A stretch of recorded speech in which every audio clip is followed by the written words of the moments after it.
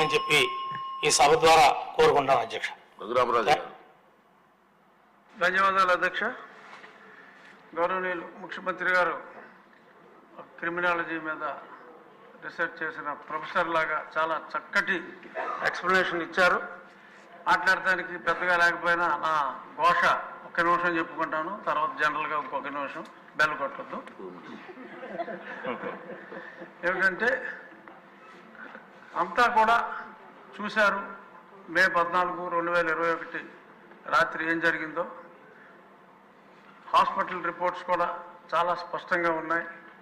సాక్షాత్తు ముఖ్యమంత్రి గారు కూడా ఎన్నోసార్లు, ఎందుకంటే ఆయన రిపోర్ట్స్ అన్నీ కూడా వారికి నేను పంపించడం జరిగింది ఎప్పుడో.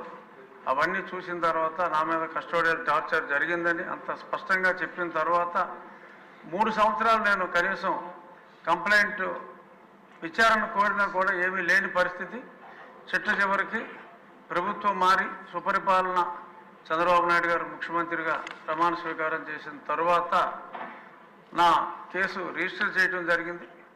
మరి రిజిస్ట్రేషన్ అయితే అయింది కానీ ఇప్పటి వరకు విచారణ ప్రారంభించలేదు. అందుకు బాధ్యులైన ప్రధానమైన అధికారులు 307 అటెంప్ట్ మర్డర్ కేసు అంత స్పష్టంగా ఉన్నప్పటికీ జనరల్గా పోలీస్ డిపార్ట్మెంట్లో ఒక కేసు ఉన్నప్పుడు ఇమ్మీడియట్గా అధికారులను సస్పెండ్ చేయటం అనేది దట్స్ ద నామ్. ఇక్కడ ఇంకా అది జరగలేదు. సో కొంచెం అటువంటి అధికారుల్ని డీజీ స్థాయి అయినప్పటికీ కూడా శిక్షిస్తే పోలీసుల్లో కూడా ఇటువంటి వెధవ పనులు చేయకూడదని ఒక క్రమశిక్షణ అనేది వస్తుంది. త్వరితగతిన నా కేసు విచారించాలి అని చెప్పి గౌరవనీయులైన ముఖ్యమంత్రి వర్యులు, డీజీపీ కూడా ఇక్కడే ఉన్నారు, వాళ్ళకు కూడా తెలియజేస్తున్నా, మీ ద్వారా తెలియజేస్తున్నా. ఇక ఉద్యోగస్తుల్ని టీచర్ల మీద కేసుల గురించి ముఖ్యమంత్రి గారు సభాముఖంగా ఆ కేసులు త్వరలో ఎత్తివేస్తామని చెప్పారు.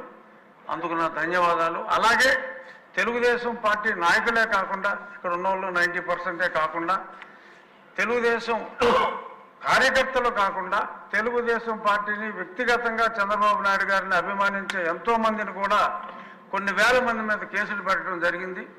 ఆ హెరాస్మెంట్ అనేది చాలా దారుణంగా ఉంది. వాళ్ళు పోలీస్ స్టేషన్ చుట్టూ ఏదన్నా ఛార్జ్షీట్ అయితే కోర్టుల చుట్టూ తిరగలేని పరిస్థితిలో ఉన్నారు.